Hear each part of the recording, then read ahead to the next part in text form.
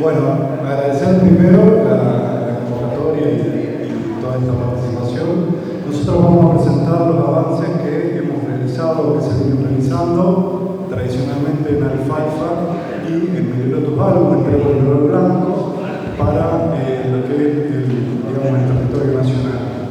Tenemos sede, o gran parte, digamos, lo que es mejoramiento genético de alfalfa, tiene sede en Manfredi, pero trabajamos en articulación para lograr la unidad de nivel nacional.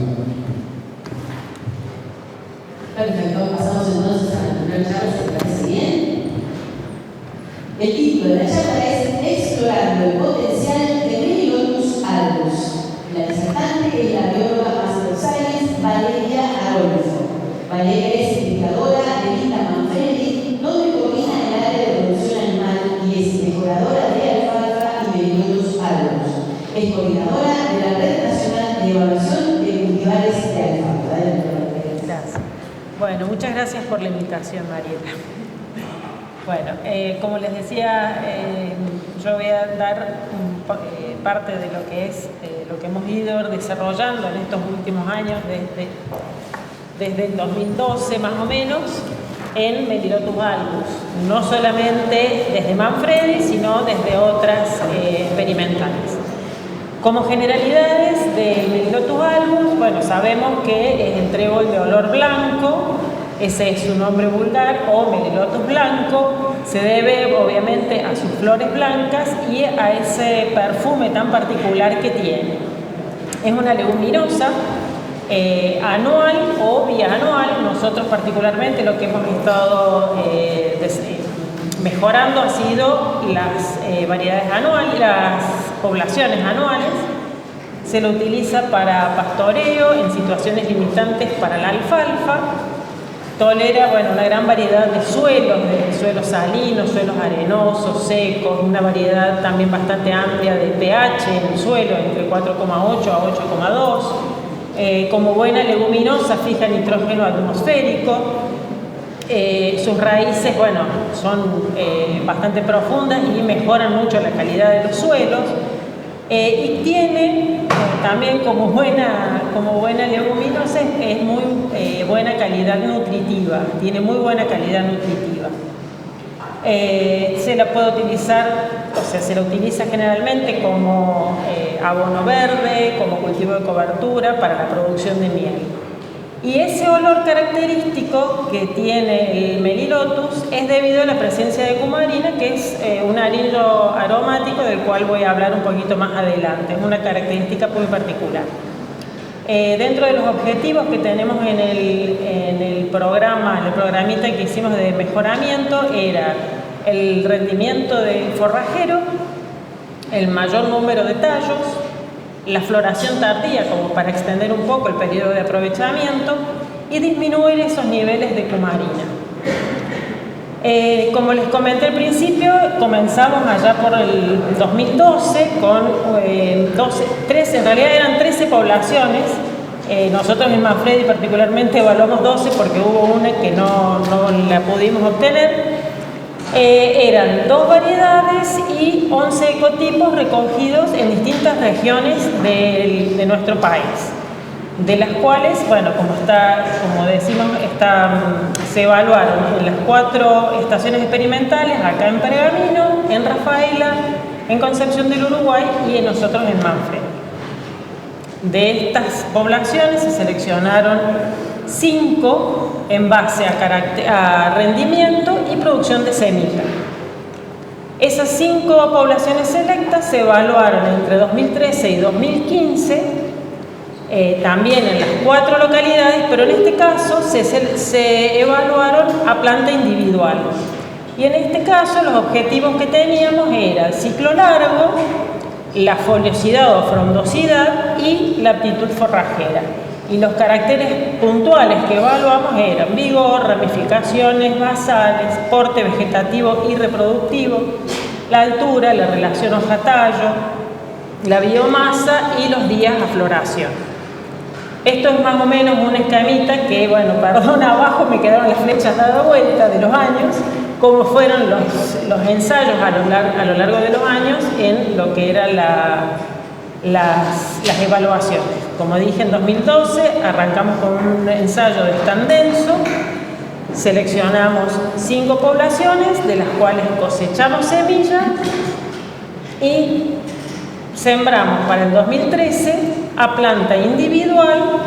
Sembramos a razón de 10 plantas por parcela, por cada población, en las 4 localidades, en 4 repeticiones. De estas seleccionamos 15 plantas, o sea, 15 familias de medios hermanos, cosechamos las semillas, sembramos en el 2014 en las 4 localidades y sembramos en cada localidad todas las familias de medios hermanos de cada localidad, o sea, teníamos 60 familias de medios hermanos. Sobre estas seleccionamos 15, pero solamente en 2 localidades. En el 2015, esas 30 familias de medios hermanos se volvieron a evaluar en forma de planta individual y allí seleccionamos 5 plantas, de las cuales ahí al cosechar, eso sí lo hicimos en las 4 localidades, conformamos 20 familias de medios hermanos.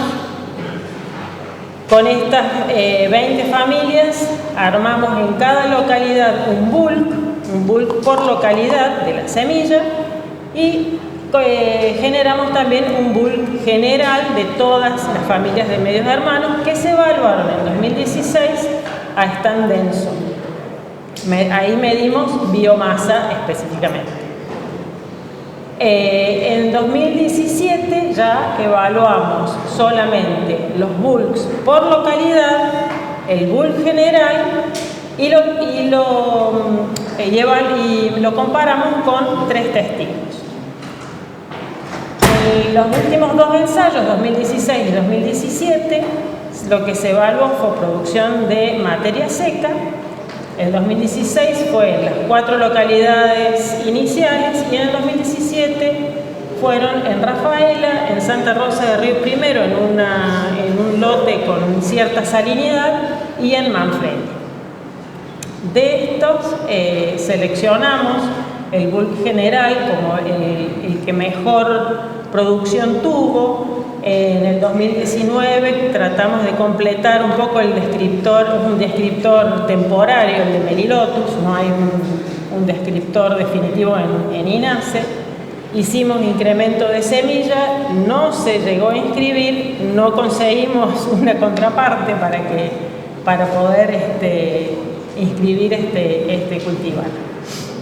Por otro lado, el otro objetivo que teníamos, que era el de la baja cumarina, como les comenté al principio, la cumarina es un anillo aromático que le da ese olor característico y ese sabor amargo que tiene el Melilotus. En el estado de cumarina no presenta toxicidad, pero sí cuando se conserva el forraje puede suceder un desdoblamiento y se transforma en dicumarol, lo cual sí es un potente anticoagulante y puede ser peligroso al momento de la ingesta del ganado. Hay algunas especies, hay otras especies del género Melilotus que tienen baja expresión de la cumarina, como por ejemplo Melilotus segetalis, Melilotus sulcatus o Melilotus dentatus. Y para obtener variedades con bajos niveles de cumarina, podemos partir de los cruzamientos interespecíficos entre Melilotus dentatus y Melilotus albus. El contenido de cumarina está regulado por un único gen y el bajo contenido de la cumarina se expresa en recesividad, o sea, es un gen recesivo. Por eso es necesario ser bastante minucioso a la hora de la multiplicación. En la cuestión de controlar la procedencia del polen que ingresa a la población. En 2012 iniciamos nuestro proceso de selección, digamos, a partir de 2 poblaciones bajas en cumarina que fueron desarrolladas en la USDA y las utilizamos para cruzarlas con un ecotipo Santiago del Estero, que había sido el que mejor la mejor performance había tenido en ese ensayo con el cual habíamos iniciado la otra etapa. Ese ecotipo tenía muy buenas características agronómicas y la idea era, por un lado, iniciamos con la polinización cruzada para hacer un incremento de semillas, para asegurarnos el aumento de semillas y asegurarnos de conservar la heterogeneidad. Y a su vez, por otro lado, también iniciamos en una población de autofecundación para tener un mayor control sobre esos alelos recesivos y para fijar estos alelos que fueran de caracteres de interés. Bueno, nosotros partimos de esas dos poblaciones, como les comenté.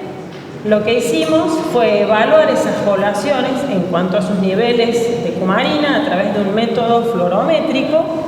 Este método fluorométrico, que es un poquito las fotos que están abajo, se toma un foliolo de la última hoja expandida.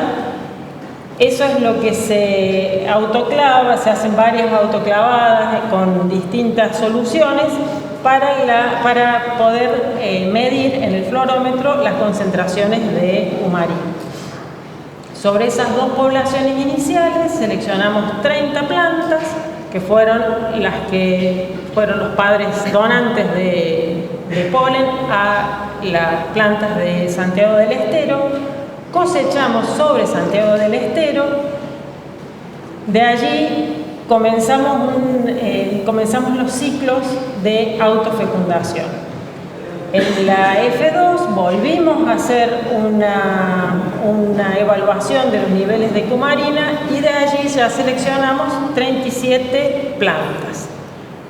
Sobre estas 37 plantas también volvimos a autofecundar, pero la descendencia, por un lado, sembramos e hicimos en unos bolsones tipo los Big Bags en invernadero polinización abierta. Y por otro lado, hicimos autofecundaciones. Sobre estas autofecundaciones y fuimos cosechando en forma individual las plantas. En cambio, el otro eran polinización abierta. Sobre estas evaluamos algunos caracteres agronómicos como altura, relación hoja-tallo, y también medimos los niveles de cumarina a través del HPLC. En esta población de autofecundación, nuestro objetivo era hacer avances de generación y, como les decía, medimos algunos caracteres. Lo que sí observamos fue una gran variabilidad en todas esas plantas. Teníamos de diferentes alturas, diferentes comportamientos frente a oidio, que se presentó en el invernáculo. Encontramos diferentes estructuras de plantas, plantas con más número de tallos, con menos número de tallos, más foliosas, menos foliosas. Fuimos identificando cada grupo de familia de plantas de acuerdo a sus características. Bueno, otras características que encontramos también, que para nosotros fue bastante interesante, fue encontrar dentro de las poblaciones estas autofecundadas muchas plantulitas con doble hoja unifoliolada. 2 minutos. A diferencia del método fluorométrico, el HPLC parte desde una muestra seca y molida. Dentro de lo que era la población esa autofecundada, encontramos valores de cumarina desde 0,01 a 0,73 miligramos por gramo. A su vez, en el invernáculo teníamos también plantas con niveles normales de cumarina, los cuales presentaron valores de 0,6 a 1,9 miligramos por gramo, y lo comparamos con plantas de esa misma población crecida a campo, y encontramos en ese caso valores de 7,92. Y de ahí entonces nos surgió esto de que probablemente plantas crecidas en invernáculo tengan valores inferiores de este compuesto secundario. Entonces ahora tenemos a campo esta población baja en cumarina con la población de niveles de cumarina normal a fin de evaluar por HPLC estos valores. En este momento están en invernáculo también la S3 de autofecundación, que son algunas de estas plantas que van a autofecundarse en este periodo para la obtención del S4 y así llegar a líneas puras. Las perspectivas, bueno, a corto plazo es el avance de generación, a mediano plazo es realizar cruzamientos entre líneas puras para calcular la altitud combinatoria y desarrollar variedades superiores. Realizar cruzamientos entre líneas puras contrastantes con niveles de expresión de cumarina para desarrollar una población de mapeo del gen responsable y a largo plazo desarrollar marcadores moleculares para caracteres de interés agronómico para asistir al mejoramiento genético de Melilotus. Y como otra ramita, digamos, otra en paralelo, lo que hicimos fue, junto con el laboratorio de Anguil, con Tony y Juan, que ya lo han mencionado anteriormente, como ya existían las curvas de calibración de NIRS para alfalfa, él nos ofreció verificar si podían ser útiles para Melilotus. Entonces le enviamos una variedad de genotipos en 3 estadios fenológicos diferentes. Él hizo todas las evaluaciones y con los resultados a priori de NIRS podríamos utilizar las mismas curvas de alfalfa para Melilotus. Lo que sí resta es hacer la parte del laboratorio convencional, que bueno, eso es lo que nos queda pendiente. Bueno, y acá está un poco algunos nombres de los que han intervenido a lo largo de estos años en esta evaluación de Melilotus. Muchas gracias.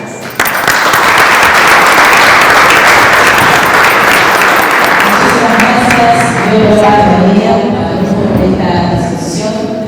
A continuación, el tema que sigue va a ser discusión compartida por los disertantes. No podemos grabar porque no tenemos el tiempo total, no va a ser más de 15 minutos, nosotros vamos a dar 16.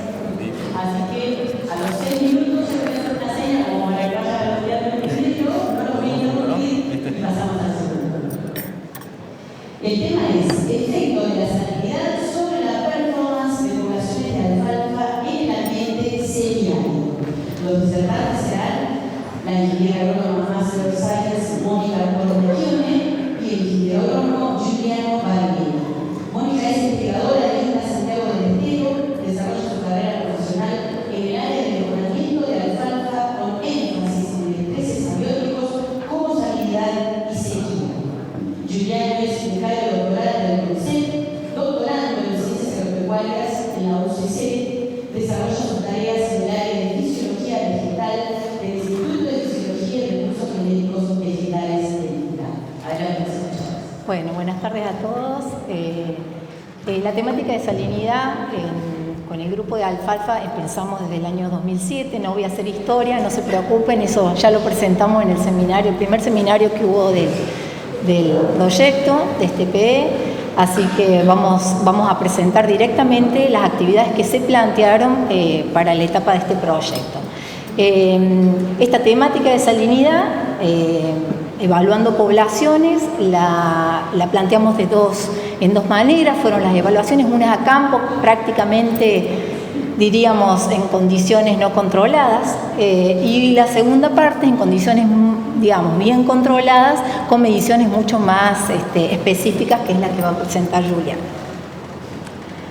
Bueno, cuando hablamos de salinidad, ya todos en los programas de mejoramiento lo presentaron, es uno de los estreses más estudiados y a nivel mundial cerca del 9% de la superficie terrestre está afectada por salinidad, obviamente ligada a otros estreses, ¿no? Como sequía, inundación, todo. La mayoría de estas áreas de salinidad están concentradas en lugares áridos y semiáridos y parte de estos se encuentran bajo riego. Dentro de lo que es Sudamérica, Argentina es el país más afectado por salinidad y hay aproximadamente unos 13 millones de hectáreas afectadas, siendo las regiones más problemáticas el Chaco semiárido, la depresión del Salado y el noroeste de la provincia de Buenos Aires. Bueno, ¿por qué seguimos estudiando alfalfa? ¿Qué decirles? Es por su importancia a nivel mundial y porque es la reina de las forrajeras. ¿Estás de acuerdo, Daniel? Por supuesto. Bueno, como alfalferos estamos convencidos que la alfalfa tiene potencial para aportar a la sustentabilidad de estos ambientes con limitantes. Esto se sustenta a que investigaciones más recientes han puesto de evidencia que la tolerancia a la salinidad es mayor, digamos, a la que se creía. En el típico gráfico de los que estudian tolerancia a salinidad, en el típico gráfico que explica el rendimiento relativo, cómo disminuye con el incremento de la salinidad, para todos los cultivos siempre se plantea un umbral. Bueno, para alfalfa, a partir de estos estudios más nuevos, el umbral es mayor, a partir del cual empieza a disminuir.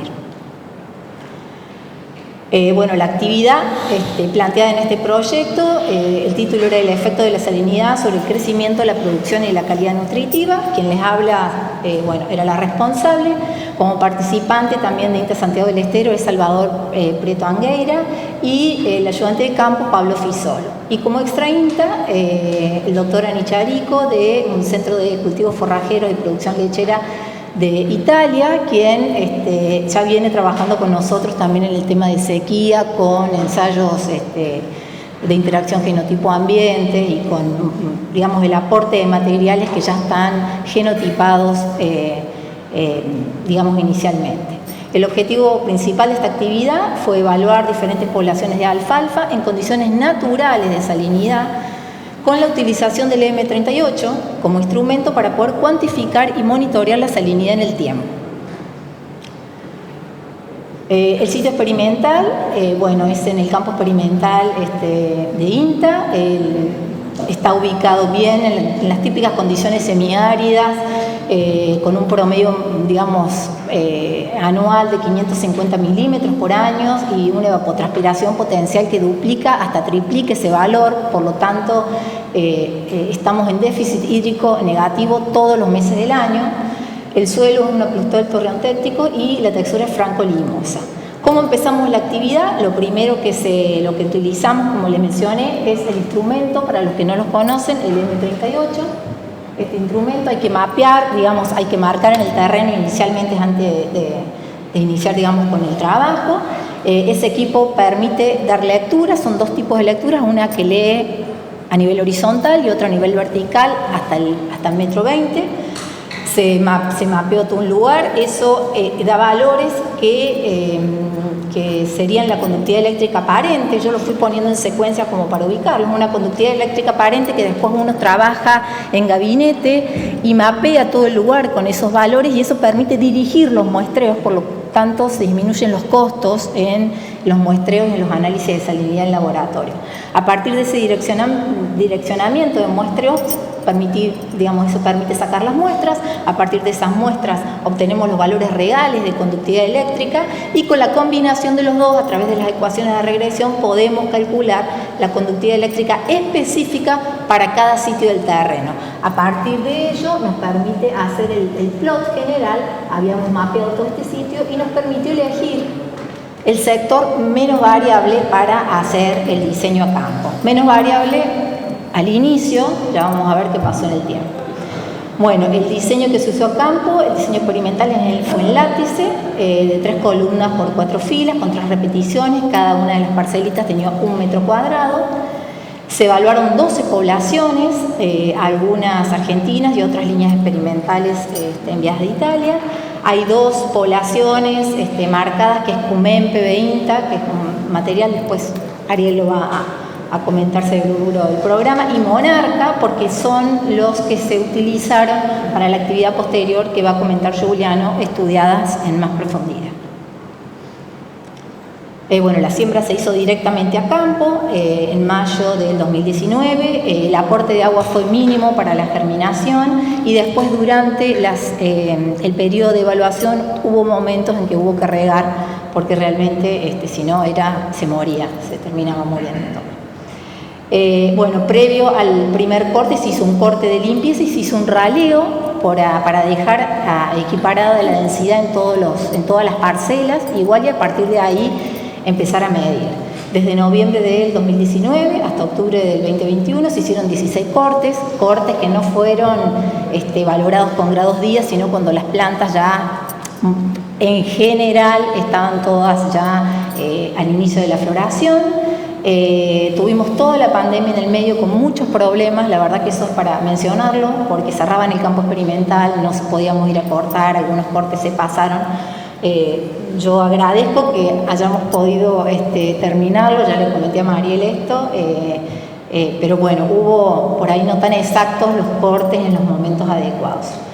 Se hicieron 16 cortes, como dije, todo el análisis de datos se utilizaron modelos mixtos, utilizando las poblaciones como factor fijo, columna y fila y repeticiones como factores aleatorios, y para todos los análisis se utilizó la conductividad eléctrica estimada como una covariable, justamente por la variabilidad que fuimos observando en el tiempo.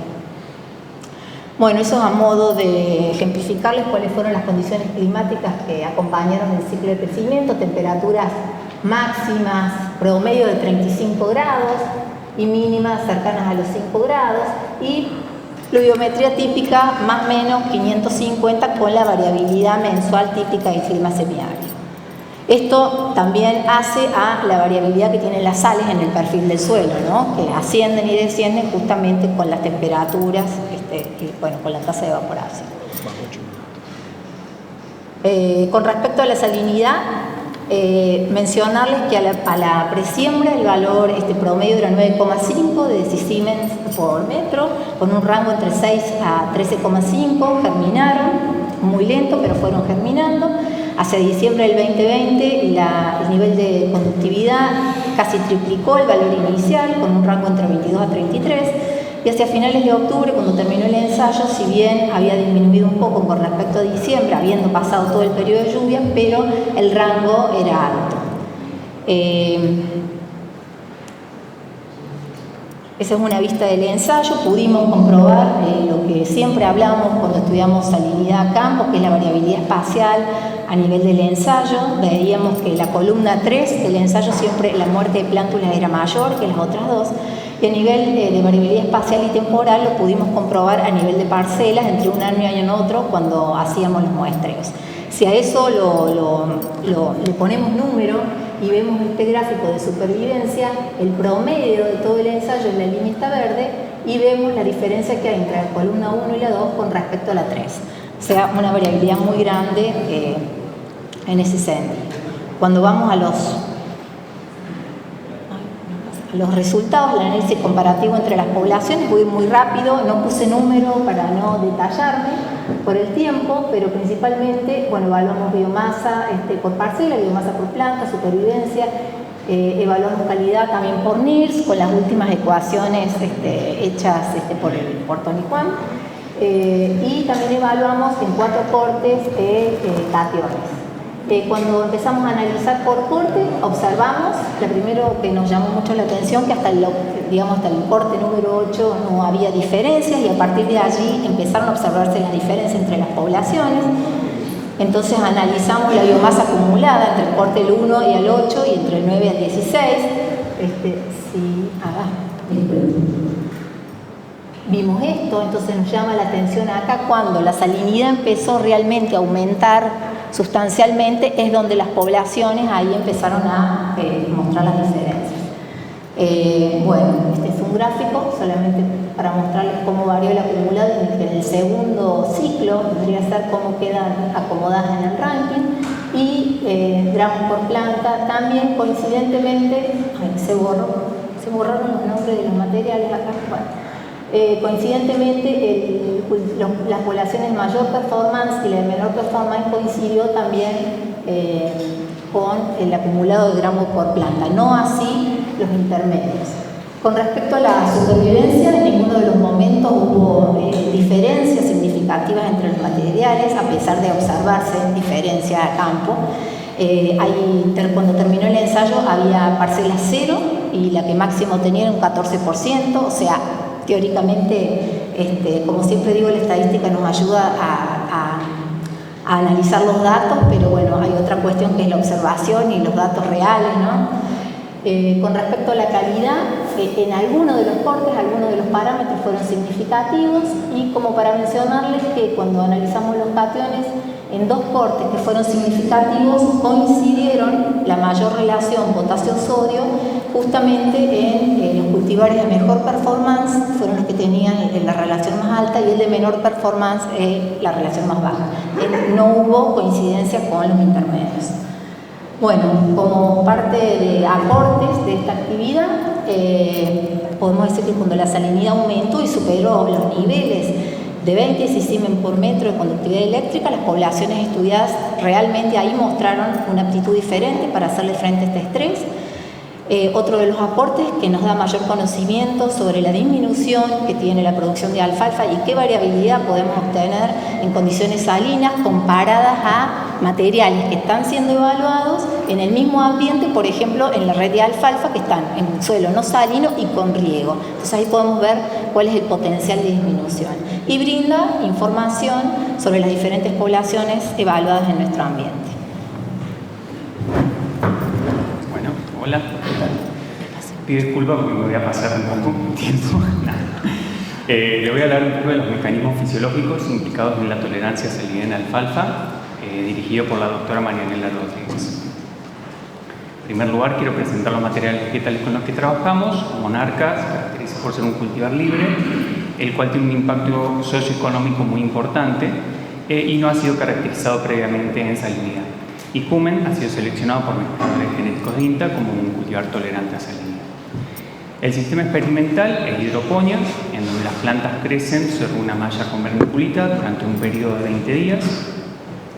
Luego se les realiza un tratamiento de cloruro de sodio de 200 milimolar y se toman muestras a las 3 horas al día, a los 3 días, a la semana y a las 2 semanas de la tercera hoja trifoliada y del sistema radicular. Se realizó inicialmente un análisis fenotípico en donde se midió longitud de la parte aérea, en donde Monarca la semana de tratamiento salino presentaba diferencias significativas, y además se midió lo que es la longitud de la raíz, el número de hojas, superficie foliar y el peso fresco de la parte aérea y de la raíz. Como no se observaron grandes diferencias significativas entre ambos cultivares, decidimos ver el análisis bioquímico entre ellos, comenzando con el análisis de fluorescencia de clorofilas. Como sabemos, las clorofilas cuando receptan energía lumínica utilizan esta energía en forma de fotosíntesis, y la que no es utilizada en este proceso se libera en forma de calor o es remitida en forma de fluorescencia. La medimos con el Pocket Peak, el cual es un aparato que nos permite medir de forma in vivo y no invasiva parámetros que están relacionados a estos fenómenos de la cadena transportadora de electrones. Y estos parámetros los dibujamos, los graficamos en 2 radar plot. Así vimos que parámetros relacionados con daños del fotosistema 2 estaban disminuidos de forma temprana en Cumen y en forma tardía en Monarca. Además, parámetros como el Performance Index se vio afectado a lo largo de todo el tratamiento en Monarca y no en Cumen.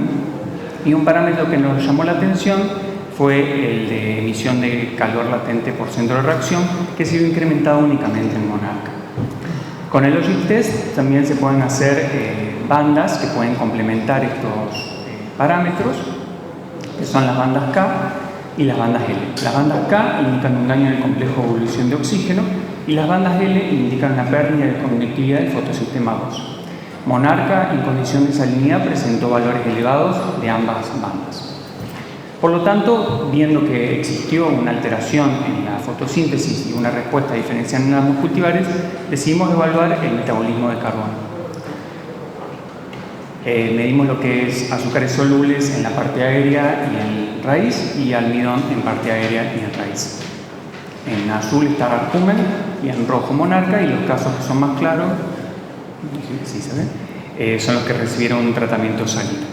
Y vimos que Cumen presentaba una disminución temprana o anticipada de ambos parámetros y que en Monarca no se veía. Y además un parámetro que nos llamó la atención fue que a nivel de raíz, Monarca a la semana de tratamiento salino presentaba un incremento de almidón. Por lo tanto, determinamos que hubo una alteración en la partición de carbono y translocación de azúcares. A continuación, hicimos el análisis del metabolismo de aminoácidos, midiendo proteína en hoja y en raíces. Observamos que ambos cultivares disminuyeron de la misma forma, y para determinar si esto se daba por un incremento del catabolismo o una inhibición de la síntesis, medimos aminoácidos libres, tanto en hoja y en raíces.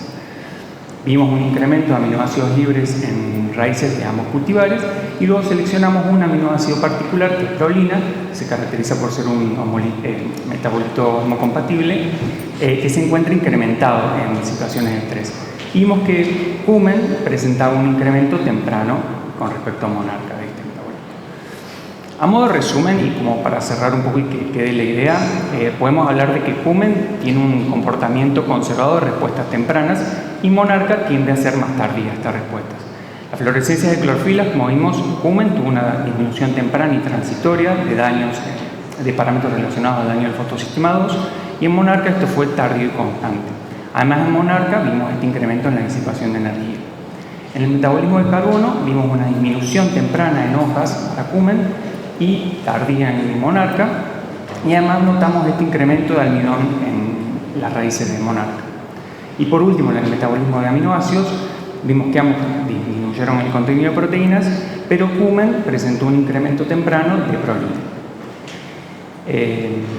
Así que bueno, esas fueron mis conclusiones. Y otras actividades que son del equipo de trabajo. Este año, todos los martes de octubre, vamos a estar haciendo una serie de webinars, así que los invitamos, y presento el equipo de trabajo. Gracias. Y voy a presentar un poco de historia, muy breve de historia sobre alfalfa y obtención de variedades superiores, como una de las tareas principales. Nosotros tenemos sede en INTA Manfredi, el programa de mejoramiento genético de alfalfa, y trabajamos en articulación institucional con todas estas experimentales y centros de investigación. Un poco para dar un contexto, la alfalfa actualmente en Argentina se cultiva en unas 3.200.000 hectáreas, tanto en secano como bajo riego, y actualmente hay una creciente producción en lo que respecta a heno de alfalfa en los últimos 12 años. En el año 2020 hubo 1 millón de hectáreas para corte, básicamente para lo que es confección de rollos, fardos, megafardos y pellets y cubos. Y además mencionar la importancia ambiental que tiene la alfalfa en la fijación de nitrógeno, en las huellas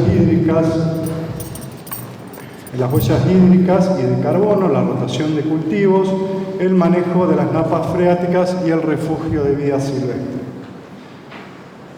Desde que comenzaron este sistema de convenios de vinculación tecnológica en el año 1987 y hasta la actualidad, hay 18 variedades inscritas por INTA a través de estos convenios. Actualmente tenemos un convenio con la empresa Palo Verde, con 3 cultivares inscriptos, Limay, Traful y Pulmarí PB INTA, 2 últimos cultivares como Cumen, con tolerancia a la salinidad, y Amaya, por mayor expresión multifoliolada o alta expresión multifoliolada, con lanzamiento comercial, esperemos que para el año que viene, y un cultivar en vías de inscripción que ya tiene el visto bueno de la Comisión de Forrajeras, que es Malten PB INTA, que voy a hablar un poquito. Y anualmente desarrollamos unas 40 poblaciones experimentales en el programa como promedio. Nuestros objetivos es trabajar tanto para suelos buenos y zonas aptas, como lo es la alta producción de forraje, persistencia y alta calidad, y para ambientes marginales y con lo que respecta al cambio climático, en lo que es la tolerancia a la salinidad, sequía y anegamiento, en general, a su vez, adaptación y resistencia combinada a las principales plagas y enfermedades que afectan a la alfalfa, como es pulgón azul y pulgón moteado, y enfermedades como Phytophthora y Anthragnosis. Y otro de los objetivos son trabajar también en menor potencial antiempaste, resistencia a herbicidas, y próximamente también empezar a trabajar en lo que mejoran la producción de semilla. Y todo eso lo hacemos en grados de reposo invernal que van desde 5 hasta extremadamente sin reposo invernal, como son las grado 10. Eso lo hacemos bajo un esquema general de mejoramiento que utilizamos selección fenotípica recurrente a campo, tanto en lotes de pastoreo como de corte.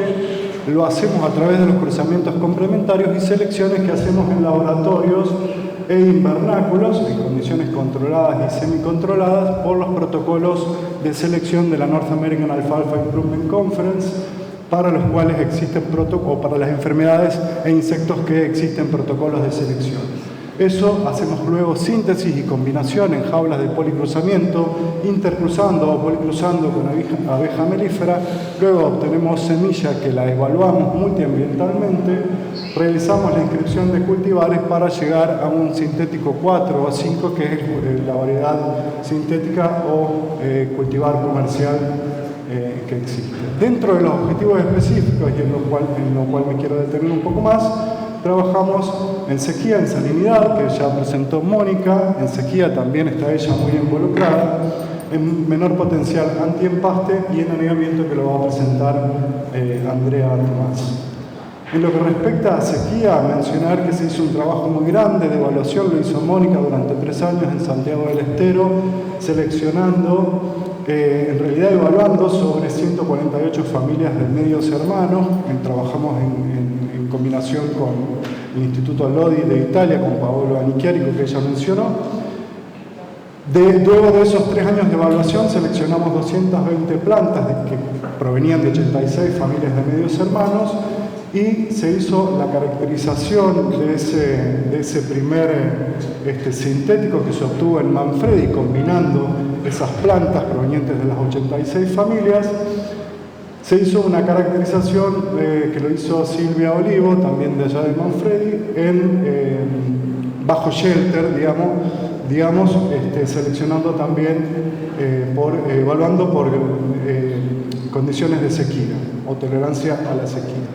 Se hizo evaluación y se conformaron 2 jaulas de policruzamiento con estas selectas, mezclando o policruzando 70 genotipos por jaula, y con la semilla obtenida, el sintético 2, que fue enviado a Santiago del Estero este año, Mónica va a volver a realizar una nueva selección por sequía en las condiciones de Santiago del Estero. Con respecto al menor potencial antiempaste, sobre la variedad Prointa carmina se identificaron genotipos de menor tasa inicial de digestibilidad ruminal, de desaparición ruminal a las 4 horas sin perder digestibilidad o degradabilidad a las 48 horas de la materia seca, pero lo hicimos ahora seleccionando a través del NIRS, bajo estos mismos parámetros con los cuales había sido seleccionada carmina, pero ahora lo hicimos a través de tecnología NIRS. Se realizaron 2 ciclos de selección, hubo una disminución con respecto a carmina del orden del 10%, menor con respecto a esta tasa inicial de degradabilidad inicial, y con la semilla del sintético 2 obtenido se realizaron 6 desafíos con ovinos entre 2019 y 2022. Acá pueden ver algunas fotos de los desafíos que se hicieron, con 15 animales por parcela, dividido en 2 repeticiones, con un testigo y la variedad esta, o la población experimental esta seleccionada, evaluando visualmente por grados de empaste, desde 0, sin empaste, hasta 4, que es tratamiento o muerte. Y en lo que se avanzó y que está en vías de inscripción, y ya tenemos el visto bueno por parte de la Comisión de Forrajeras, es en la nueva variedad, que como menciono está en vías de inscripción, que es Maltem PB INTA, que presentó más del 10% de animales sin signos de empaste, o sea los grados 0 y 1, y un 8% de animales con timpanismo moderado a severo. No hubo diferencias en los grados extremos de empaste. Y para continuar, nosotros iniciamos hace unos 3 años la selección para aumentar la tolerancia a la hipoxia en Inta Rafaela. Nosotros usamos un sistema de hidroponía y básicamente lo que hacemos es simular justamente la hipoxia por falta de oxigenación, agregándole agua a la solución. Básicamente sabemos que la hipoxia afecta la disponibilidad de nutrientes y bueno, se ha visto que la alfalfa es una especie que en general se ve muy afectada por este tipo de estrés abierto. Y bueno, como dije antes, nosotros trabajamos en un sistema de hidroponía, agregándole ar al medio, bueno, quitándole el aireamiento y la aireación y dejamos crecer las plantas en esa condición. Lo que vimos, nosotros empezamos a partir de 2 cultivares, Traful y Limay. En esa condición de hidroponía hicimos una primera selección. A partir de esas plantas seleccionadas se llevaron a Manfredi, se hizo una multiplicación en jaulas en Manfredi y ahí se obtuvo la primera sin uno. Después esas semillas se volvieron a enviar a Rafaela, se hizo un segundo ciclo donde se evaluaron las plantas a la vez en comparación con el material base. Y ahí vimos que habíamos tenido un incremento en esa condición, en la producción de biomasa en la condición de hipoxia. Y posteriormente hicimos un ranking de esas plantas que habían sido expuestas, digamos, a la hipoxia, y sobre segundo ensayo, las plantas que tuvieron mejor producción las seleccionamos para volver a enviarlas a Manfredi para un nuevo cruzamiento. Y posteriormente, bueno, lo que vimos es un incremento en la biomasa significativo, muy significativo, lo que hace que sea bastante promisorio para lograr un nuevo cultivar.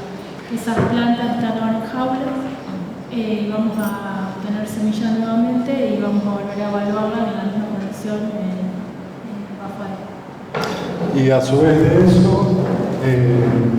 también están haciendo ustedes un desafío combinado entre salinidad y anegamiento con hipoxia. Solamente una última foto de los que participamos, falta gente, pero los que participamos en mayor medida en el mejoramiento de alfalfa. Muchas gracias.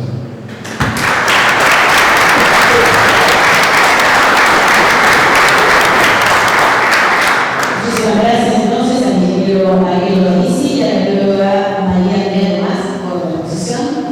Vamos a pasar al sector de los videopósters. Vamos al primer videopóster, también tiene una huella compartida. El título del mismo es Desarrollo de sintéticas experimentales de alfalfa tolerantes a herbicidas y libres de transgénicos. Los autores son la bióloga doctora Gabriela Soto. Hola, me presento, mi nombre es Gabriela Soto. Hoy les voy a contar la actividad de obtención de sintéticas experimentales de alfalfa tolerantes a herbicidas mediante edición génica. El mismo se llevó a cabo en el Laboratorio de Ingeniería Genética de Leguminosas, del cual soy referente, que se encuentra en IGEAF, grupo vinculado a IAVIMO, que es una unidad ejecutora INTA CONICET, y está situado en el 6BIA del INTA Castelar. Aquí les dejo mi contacto y les menciono a todos los participantes, tanto INTA como extra INTA. Nuestro laboratorio tiene larga trayectoria en transformación y mejoramiento molecular de la especie alfalfa. Y hace unos años nos propusimos estandarizar también la tecnología de edición génica vía CRISPR-Cas9 en esta misma especie. El sistema consiste en un doble componente. Por un lado tenemos el RNA, que son guías que dirigen a las modificadoras, que es el componente proteico, y las efectoras de la modificación a una región específica y muy precisamente dentro del genoma que queremos modificar. En el laboratorio estandarizamos dos usos diferentes: la edición puntual de bases, que es de lo que yo les voy a hablar hoy, y el knockout de genes. Si están interesados en esto, por favor, luego se contactan conmigo.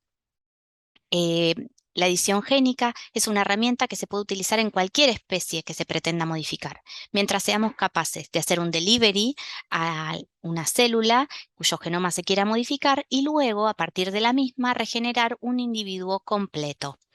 En el caso de nuestro laboratorio, el delivery de las construcciones que llevamos adelante se llevan a cabo vía transformación de alfalfa por Agrobacterium tumefaciens. Y es un sistema que tenemos puesto a punto hace ya muchos años. En este proyecto en particular, lo que vamos a hacer es una edición de bases, es decir, que vamos a hacer una sustitución nucleotídica en los genes específicamente de ALS. ¿Por qué? Porque hay modificaciones que ya están muy estudiadas en literatura y cuyos resultados a nivel proteico confieren tolerancia a herbicidas inhibidores de estas proteínas de tipo ALS. Los editores de base aquí lo que van a hacer son reemplazos de citocinas por timinas en una región en particular y que generarán modificaciones a nivel aminoacídico de cambios de prolina por leucina que conferirán la tolerancia mencionada. Esta es una alternativa para generar rasgos dominantes en sintéticas experimentales. En este caso en particular, la de tolerancia a herbicidas será la buscada.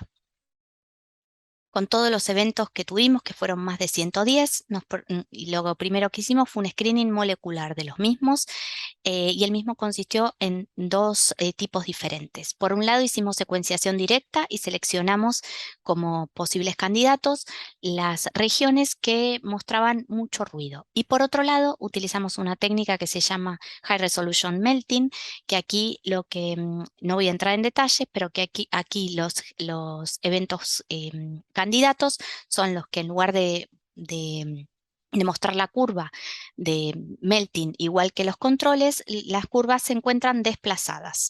Estos serán entonces nuestros eventos seleccionados como potenciales candidatos a estar editados. Luego hicimos screening fenotípicos de 108 eventos. Estos screenings consistieron en ensayos de varas sumergidas en agua suplementadas con herbicidas de dos familias diferentes, ambas inhibidoras de ALS, imidazolinonas y sulfonilureas. Aquí les dejo las condiciones que utilizamos y cuál era la familia de los herbicidas. Y en pantalla lo que pueden ver es siempre en los primeros paneles, las plantas wild types. En el panel intermedio lo que pueden ver son eventos generados pero negativos para la tolerancia herbicida, y en la tercera lo que pueden ver es tolerancia herbicida de eventos seleccionados. ¿Cómo lo notamos? Bueno, porque en cada uno de estos paneles que les menciono siempre tenemos ausencia de herbicida y presencia de herbicida en distintas dosis. Y lo que pueden ver es que mientras las plantas wild type y los eventos no positivos mueren en presencia de herbicida, los eventos prometedores o promisorios toleran las dosis de herbicidas analizadas. De los 108 eventos analizados, identificamos como posibles candidatos 29. Los mismos fueron cruzados con la información que teníamos molecular y algunos de ellos fueron mandados a confirmar molecularmente la presencia de edición. Utilizamos dos técnicas, una fue la de clonado, siguiendo por una secuenciación de Sanger clásica, y la siguiente, que fue la que mejores resultados obtuvimos, fue la secuenciación masiva o NGS. Aquí lo que les muestro es representativo. Lo que podemos ver es en plantas wild types como en la región que queríamos modificar se encuentra la citosina, y la misma ha sido convertida en las plantas seleccionadas fenotípica y molecularmente por nuestros screening en test. Y esto se espera que esta prolina pase a ser entonces una leucina y que confiera entonces tolerancia al herbicida ALS, inhibidores de ALS. En resumen de esta actividad, se estandarizó la tecnología de edición génica en alfalfa vía CRISPR-Cas9. Se seleccionaron 4 eventos que demostraron tolerancia a todos los herbicidas ensayados, y Esto ocurrió tanto en los en los desafíos de varas, como también en posteriores aspersiones que hicimos con herbicidas.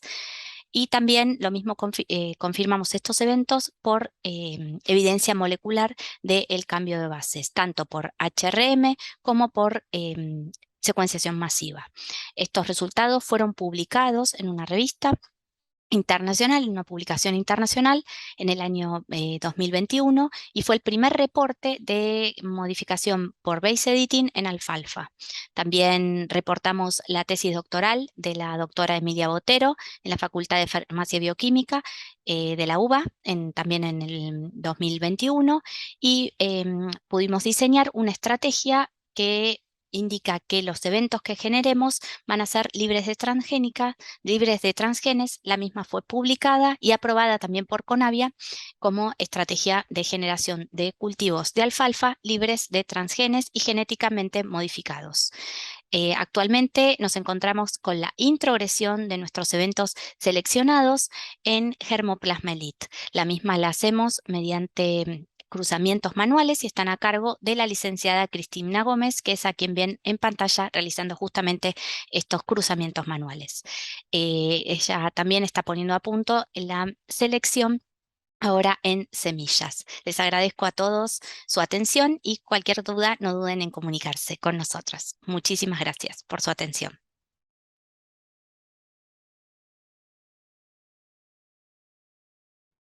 Buenas tardes.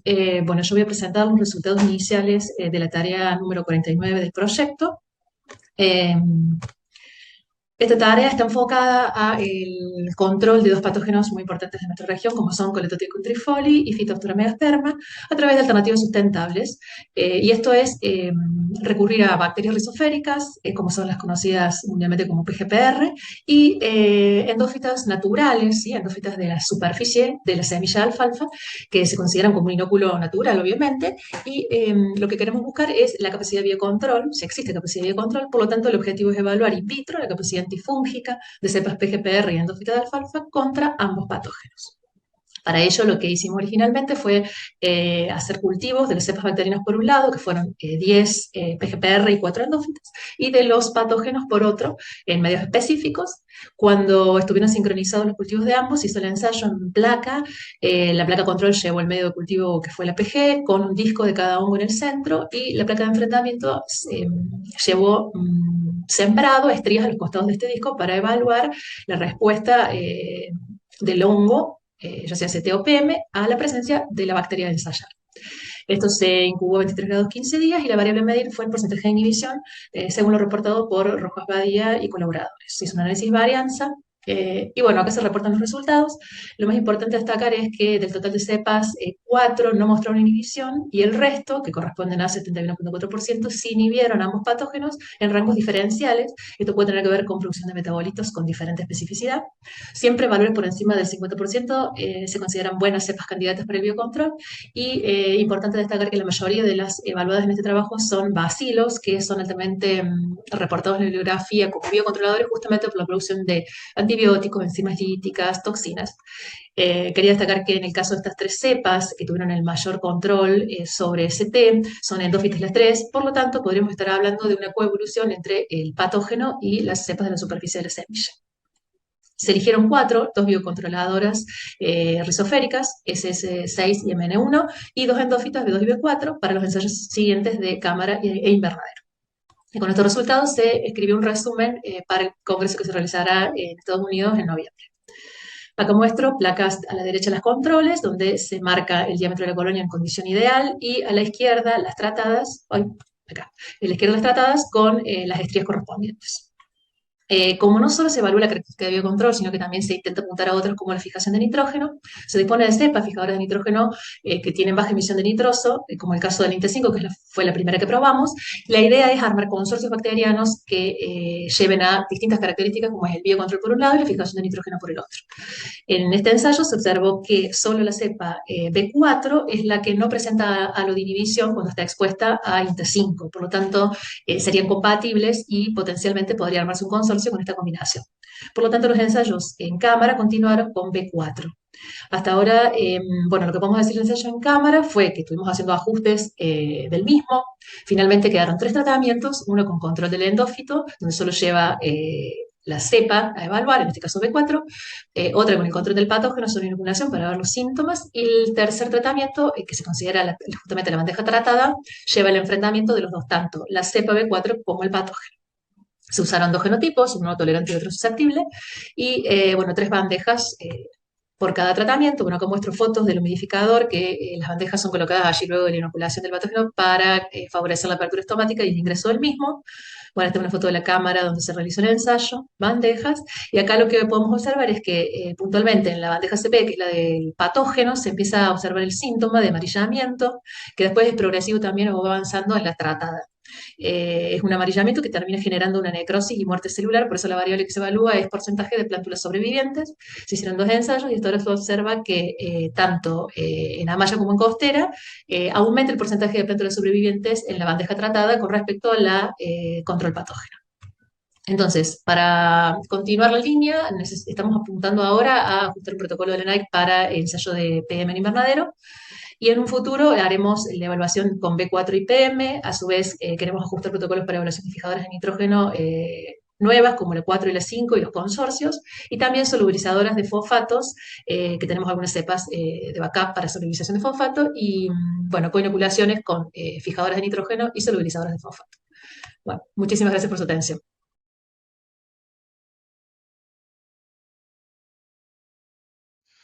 Los saludo, mi nombre es Silvina Brambila, soy becaria postdoctoral en el Laboratorio de Ingeniería Genética de Microorganismos Benéficos del Instituto de Genética de INTA Castelar. El tema de mi video póster es nuevos inoculantes para mejorar la sustentabilidad del cultivo de alfalfa. Las cepas bacterianas Sinorhizobium meliloti B399 y Sinorhizobium meliloti B401 son las cepas bacterianas que se utilizan como inoculantes de alfalfa a nivel local y mundial, pero tienen una problemática, dado que son aislamientos previos a la década del 90, cuando no se tenía en cuenta todo lo relacionado al cambio climático. Estas cepas B399 B401 fueron secuenciadas durante el desarrollo de mi tesis doctoral, con lo cual observamos que presentaban una deleción en la vía de la desnitrificación, con lo cual no podían reducir el óxido nitroso a nitrógeno gaseoso, y este óxido nitroso era liberado al ambiente. En esta imagen, lo que le quiero mostrar es la simbiosis entre la bacteria y la leguminosa.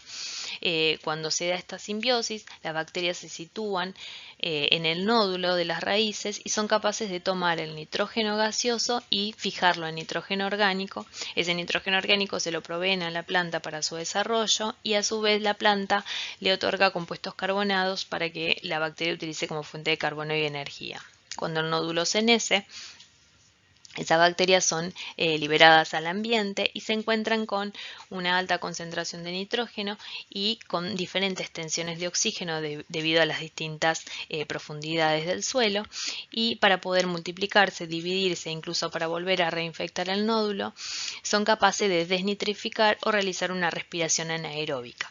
Si la respiración es completa, pueden reducir el nitrato a nitrógeno gaseoso. En el caso de B399 B401 tienen delecionado el clúster NOS, con lo cual no pueden degradar el óxido nitroso, y ese óxido nitroso es liberado al ambiente. Por otro lado, nos proponemos también generar bacterias tolerantes a glifosato y a imidosolinona, dado que el germoplasma de alfalfa ha sido modificado, con lo cual ha sido mejorado genéticamente, con lo cual existe a nivel comercial una alfalfa tolerante a glifosato, y en el laboratorio dirigido por la doctora Gabriela Soto se está desarrollando una alfalfa editada genéticamente tolerante a glifosato e imidosolinonas. Cuando el herbicida se aplica en la zona aérea, es traslocado vía floema hacia el nódulo, y allí ejerce un efecto bacteriostático contra las bacterias, con lo cual disminuye su tasa de duplicación y también disminuye la respiración celular. Por Por esta razón es que proponemos como actividades a desarrollar la selección de mutantes espontáneas con menor producción de óxido nitroso para una menor contaminación ambiental y la selección de mutantes espontáneas tolerantes a glifosato y a imidazolinonas para una mayor cantidad de nitrógeno para la planta. Bueno, durante mi tesis doctoral se realizaron reaislamientos de diferentes lugares de Argentina, con lo cual obtuvimos estas 6 cepas, INTA 1 a INTA 6, las cuales observamos que tenían una baja, las cuales son no zetas positivas y tenían una menor emisión de óxido nitroso incluso que la cepa 1021, que es la cepa modelo de Sinorhizobium meliloti. Análisis genómico demostraron que esta menor producción de óxido nitroso se debía a una mutación puntual en el clúster NAP, que es el clúster que codifica para una nitrato reductasa, con lo cual está impedida la vía de la desnitrificación.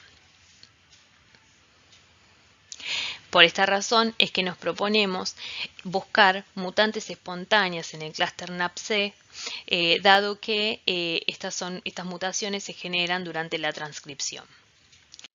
Por otro lado, también proponemos la selección de mutantes espontáneas tolerantes a glifosato y a imidazolinonas, enfrentando las bacterias a dosis altas de los herbicidas y luego seleccionando los clones que son tolerantes.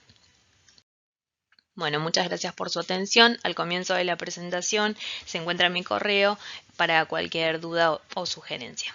Muchas gracias.